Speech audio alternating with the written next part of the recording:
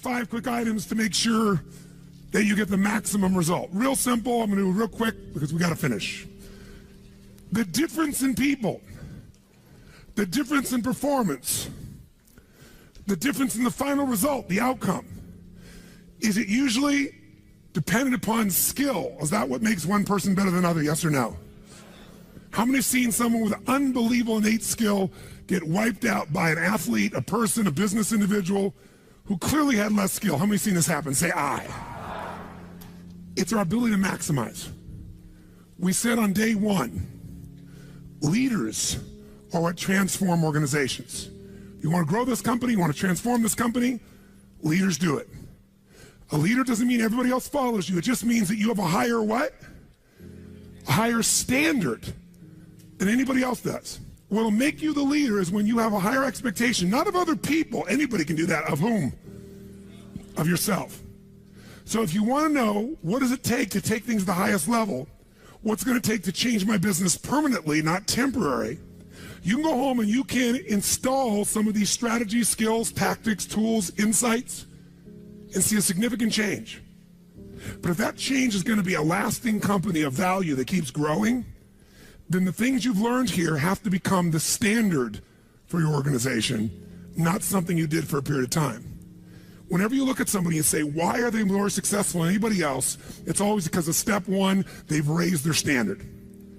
If you go back home and you want to change your life in any way, personally, professionally, or your company, as boring as it sounds, as stupid as it ain't it sounds, you might say, I spent all this time, this energy, this money, and you're going to tell me to raise my standards?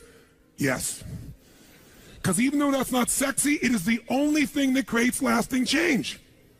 You can go on a diet and you can lose weight, but what will that person eventually do? They'll go where?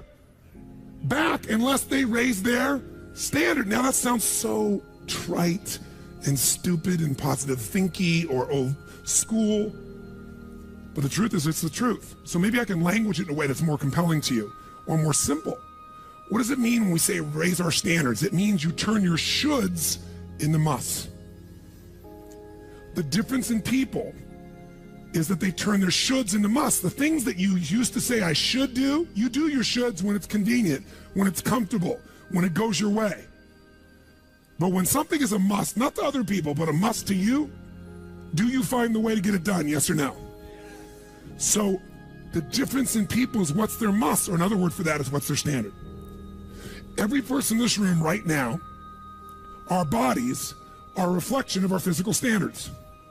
They are not a reflection of our desires. Most people have a desire for more energy or a better body or a stronger body or a more fit body. We don't get our goals, we get our musts. The ones that are the musts become how you are. And guess what? It shows up in your rituals. When it's a must, you have different rituals, different things you do consistently when you must have your body a certain way than you should or you'd like to or you ought to. How many follow what I'm talking about here? Say aye. So whether we want it or not, the only way to change your body long term is change what the must is for you. Now, I'm not telling you what it should be. Who the hell am I? I'm just saying maybe it's time for you to take a look. Because many times you set the standard a long time ago, or you lost the standard completely because most of us base our standards by our environment. Who you spend time with is who you tend to become. So if everybody around you is gaining a little weight, or everybody around you is, constantly tired, after a while, even if you had high energy, you don't want to make fun of them or tease them or make them feel bad. So gradually, subconsciously, you lower your own standard just a little bit. And that little bit is that old metaphor, overused but true. You take a frog and put him in boiling water, what's he going to do? Jump right out. But if you put him in and turn the water up real slowly, over time, it'll boil to death. That's most people's lives, isn't it? And it's usually because you haven't remembered the power of who you spend time with. Who you spend time with is who you become. So one of the things that's great about this 5 days is you found people from all over the world who are all absolutely committed to go day and night and day, literally, sometimes with food, sometimes without, but whose standard was, I am here to maximize who I am, what I'm about, what I'm going to take home, what I'm going to create. That raises your game. Remember, play against somebody you're better than, your skills are going to go down. Play against somebody better than you, just to stay on the court, the game has to go up. Want to change your life? Raise your standard. Want to raise your standard the most? Get around where it's better. Surround yourself with people playing the game much higher than you are. So just to be around them, your game has to rise. That's part of what we try to do. When we come into a company, we create that by raising the standard amongst them. Or you got to do it by yourself, but you got to do it. How many agree with me on this? Say I. And it starts with whom? It starts with us. So raise the standard. I remember when I met Michael Jordan for the first time, and it was while he was still with the Bulls. And I asked him, I got a chance to do some coaching, a bunch of people, and I think I introduced him because of this. And I said, Michael, I said, how is it you do this? I mean, you're the best that's ever lived at this stage. Got to ask the same question of Wayne Gretzky. And interesting, Wayne Gretzky, I'd read someplace and he gave me the same answer. I asked him the same thing. You're not the fastest. You're not the strongest. You're not, you don't, how is it you're the great one when you're not the fastest, the strongest, the quickest? And he said, well, Tony, I appreciate the compliment, but he said, I think one of my advantages is most people skate to where the puck is, and I skate to where the puck is going. The power of what? Anticipation. He knows the pattern. With Jordan, his standard was, I asked him, he said, Tony, everybody, I said, what makes you the best? Is it natural ability? Is it talent? Is it skill? Is it God-given? Is it strategy? What is it? He said, Tony, I think I can say this to you without it sounding like hyperbole. He said, I have got unbelievable natural skills. But he said, study my history and you'll know why I am who I am. I did not make the high school varsity team when I was a sophomore in school. High school, I got cut. He said, I had a lot of natural talent, but the greatest gift of my life was a coach who said, you're not on the team. And I looked at him, I laughed at him. I said, you got to put me on the team. I'm the most talented guy out there. He said, no, you're not. He said, you have a lot of natural talent, but you have no heart, no absolute commitment, no real drive. You're not on my team. And it just crushed him. And finally he negotiated and he said, look, you want to be on my team next year? Simple. Meet me every morning before school for a one-on-one practice, and I'll take this raw talent and I'll teach you discipline. I'll show you how to raise your standard. And if you show up the whole year, I'll guarantee you a spot next year. And if you don't, probably the same outcome's going to happen when you try out next year. He couldn't believe it. And guess what? Most people don't know. Michael Jordan got up every morning and drilled and drilled and drilled and didn't get to be on the team. And next year he was on the team, and he was not only good, he was great. Guess when his career exploded? When he lost again, championship to Detroit. And he was on the bus. He said he was crying in the back of the bus, physically crying, pissed off at all the other players that they hadn't done their job. And something inside of him snapped and realized, crying, whining, blaming everybody else is not the problem. I need to raise my... Because he realized that's what did it for him originally. And you know what he did that year? He lifted weights like never in his entire life. He decided he was going to dominate every person, every floor, every place, every spot in the country. He's going to be stronger than anybody. He practiced like he'd never practiced in his life. And oh, by the way, he won how many NBA championships? How many in a row? 3. Retired, came back and won how many in a row? 3. Never anybody in history would even dream of such a thing, especially after retirement. That's the power of raising your standard. But guess who he competes with? Michael told me one time, he goes, Tony, if I competed with other people, I wouldn't be who I am. He said, my competition is with the best I can be. They're trying to compete with me. That's why I beat them. Because they're competing with where I am. But I'm competing with where I can be. Think about that mindset. Think how your life would be different if you raised the standard of what you expected from yourself, not your people, yourself, to that level. How things could shift. It's all about changing your shoulds to musts. It's all about going back and saying, this is how it's going to be. It's like when Gary Vee was here and guys were saying, man, I'm working so hard, man. I work from 9 to 6. He goes, yeah, what are you doing from 8 to 2? 8 p.m. to 2 a.m. That's when you master your craft. I always say to people, it's what you practice in private that you'll be rewarded for in public. People say, oh my God, you have this great ability, this great skill. They didn't see all the hours. This class, this course, I know tons of this stuff like the back of my hand. But if you talk to my team who's exhausted, they'll tell you we're up to 4 a.m. almost every night. To be able to figure out how to provide for you a life cycle and get it to be real so you can think about Nike and give you accurate information about when did they really get to young adult, when they fall down. We had to make phone calls, read financials, do all kinds of stuff. We did all that stuff. We were doing all these things and we've accomplished so much, and I figured out how to make it even better. That level of commitment is what makes you great at what you do and gives you that little edge that makes you stand out from everybody else. And that standing out is what makes somebody absolutely own an industry or brand themselves like nobody else in the world. That process is what this is about. Raise your standard. When you got to go home, you got to say, where are we going to raise the standard? What am I going to take that's been my should and make it absolute must? Where are we going to do that as a team and how are we going to pull it off? Now, who here has ever, by the way, your income right now is a result of your standards as well. It's not the industry and it's not the economy. Who here is making more money today than you made 10 years ago? Let me see your hands. How many feel like it's not enough today? Let me see your hands. And how could that be? Real estate's so cheap now. Computers are cheaper than they were then. You get so much more for your money. Because once you achieve a level, who knows what happens? You immediately, you close the gap, you create a new gap. That's because that's what makes us grow. Who's willing to go back to where you were 10 years ago? Not many. Some of you would be because it's gotten worse in the last 10 years for you. But the majority, there's no way. See, once you're fortunate enough, if you don't like cleaning house, once you're fortunate enough to have somebody clean your toilets, you will not be doing that again. Unless you like that. You'll find somebody who loves cleaning toilets and you'll pay them handsomely. Because now to go back and do that, once you've had the privilege of not having to do that, it's a different game. It's a gross metaphor, but who gets what I'm talking about here? Say I. Once you have a must, you find a way to get to it. Every one of you in this room is earning what you must earn, not a dime more.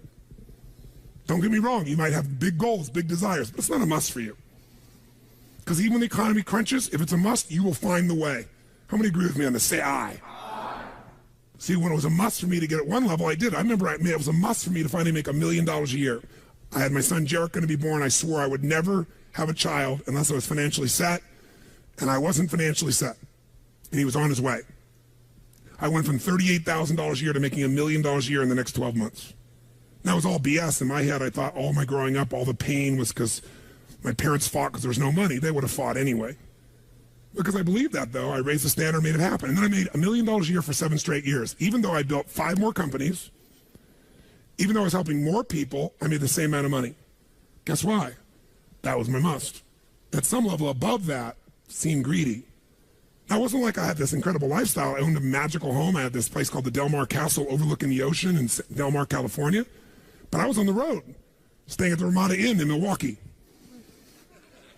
with shag carpeting and smelly, dead animals on the wall on my birthday. And my maid, she's back at home in the castle going, "Oh, Mr. Robbins, happy birthday.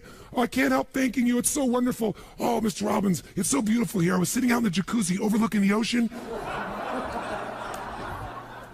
Oh, yes. Oh, I've lost 22 pounds. I can't tell you. It's been so amazing.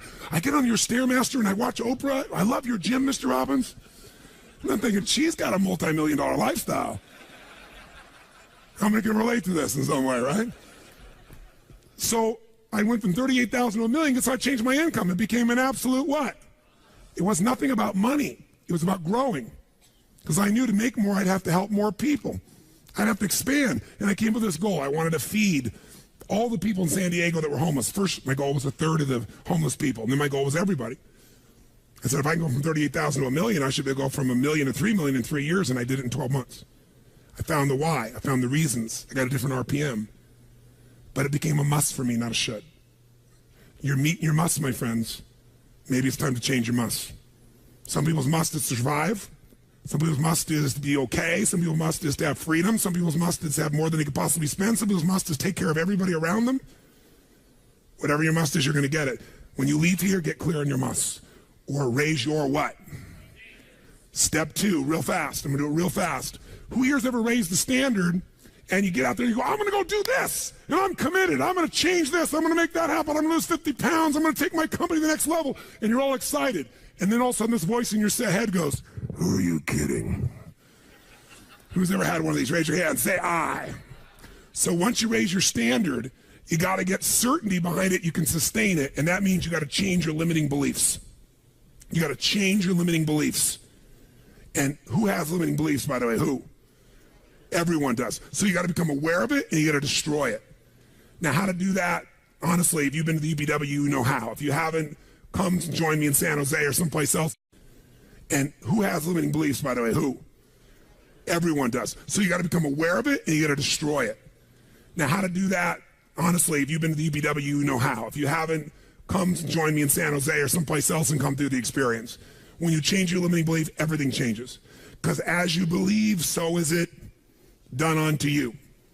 If you believe you're right, or you believe you're wrong, you're right. Because whatever you're certain about, you find a way to support it. I always teach people to exercise. Try this. And if you know it, do it fresh. Look in this room real fast for everything that's brown in this room. I'm going to give you a test. What's brown? Quick, look for brown, look for brown, look for brown. Brown hair, brown clothing, brown. Close your eyes. Tell me everything you saw in this room that's red. Raise your hand if you see more brown in your head than red and say I. Open your eyes. Now look for red. Look for red. Look for red. Look for red. Look for red. Look for red. Look everywhere for red. Look for red. Raise your hand if you found more red this time. Raise your hand. Say I. Why? Because you're looking for it. Because whatever you focus on, you'll find. In fact, you'll find stuff that's not there. How many saw beige, called it brown just to feel successful? How many saw burgundy, called it red just to feel successful? See, once you believe something is a certain way, out of your need for certainty, you'll change things to meet that belief. Let me show you in 2 seconds flat why the rich get richer and the poor get poorer. I call it the success cycle, real fast.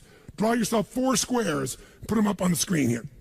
You'll see, as I do this, take a quick look. You'll notice you've got the word potential up in the left-hand square. Up in the right-hand square is the word action. Bottom right is the word results.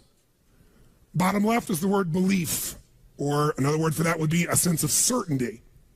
Potential, action, belief, results. And notice there's arrows in a clockwise fashion where they just keep feeding each other over and over and over again.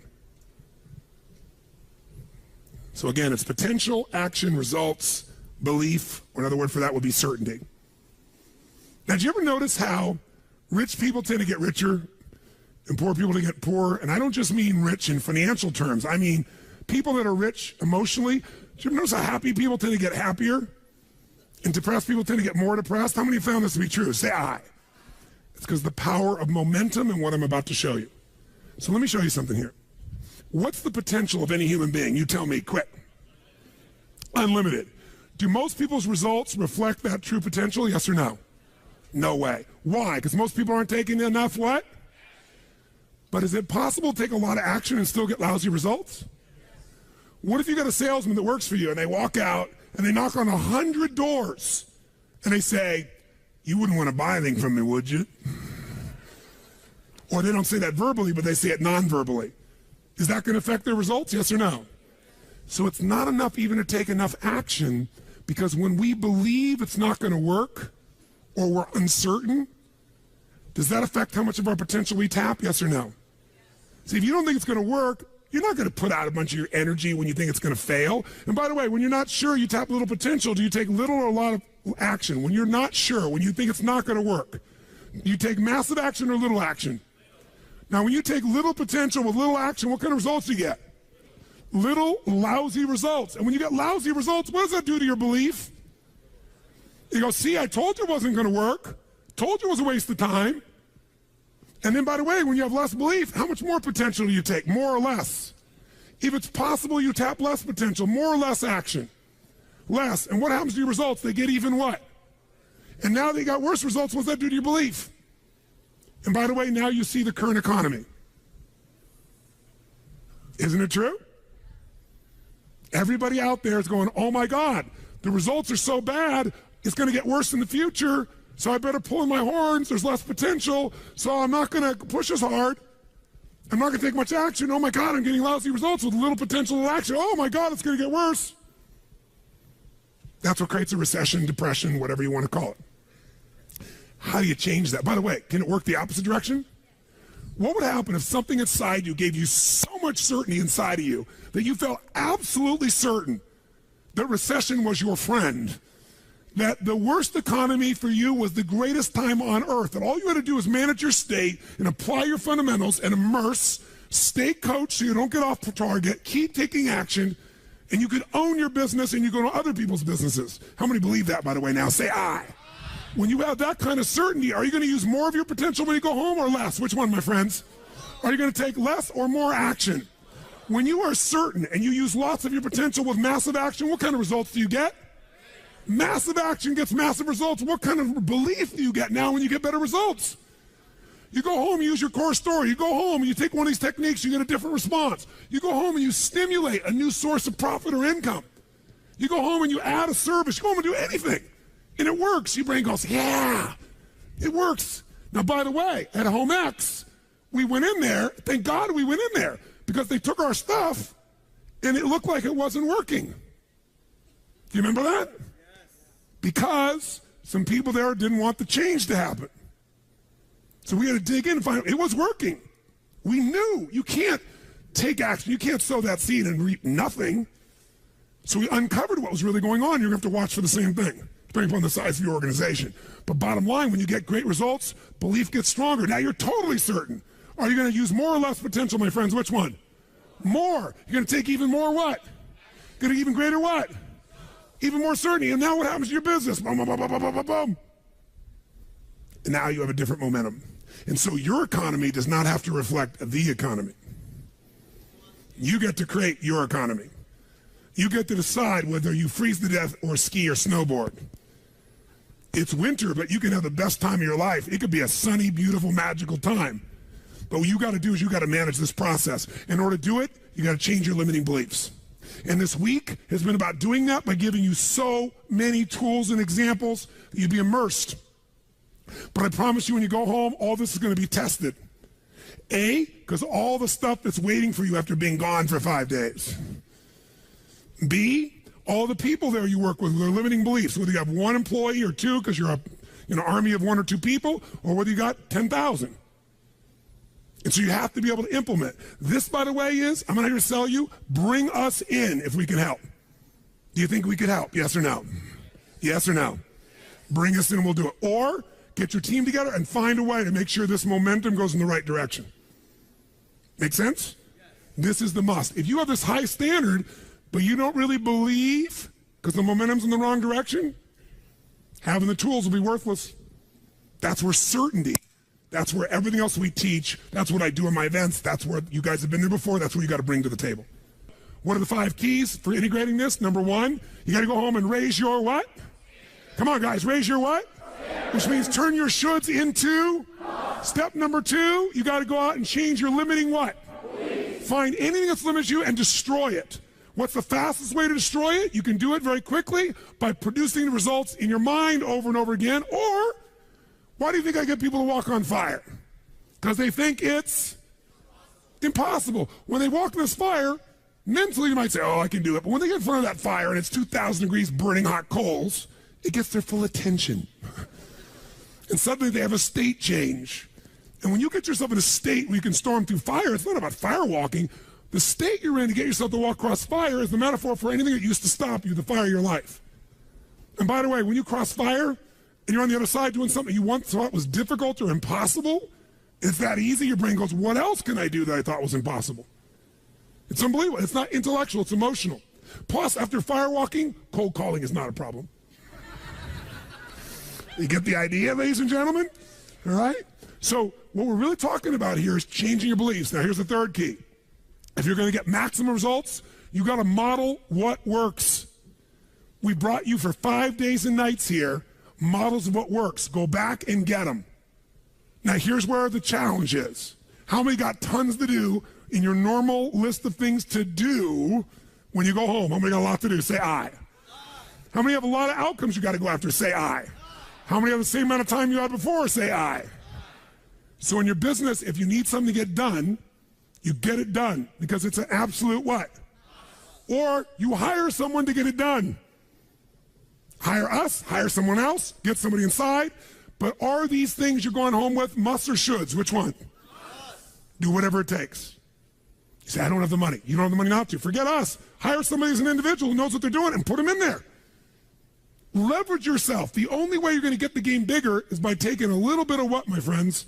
Risk, but that means get yourself some resources. Be resourceful enough to get the resources. What's great about this? What is this opening? What is this creating? What's possible? What have I not seen? This is going to make me see. What have I learned from this? What can I learn from this? What am I willing to do to still have it the way I want it? That's the 4th step. You intensify, and you innovate. And then there's the final 5th step. And that 5th step's really simple, my friends. And that is step up and give. Step up and give more than anyone else could possibly expect. The ultimate transformation happens when you stop trying to get and you start to give. Whenever you're at your best, you're giving. I remember so vividly driving in my car, my Volkswagen Bug, and I was struggling, and I was 19 years old. I was driving on a freeway in San Gabriel Valley, the 210 freeway, I'll never forget. And it's midnight, and I'm frustrated. I felt like I tried everything, and I had these big hits, like the one you just saw, and nothing was going my way. And I was frustrated, and I kept thinking, how come I'm not getting what I want?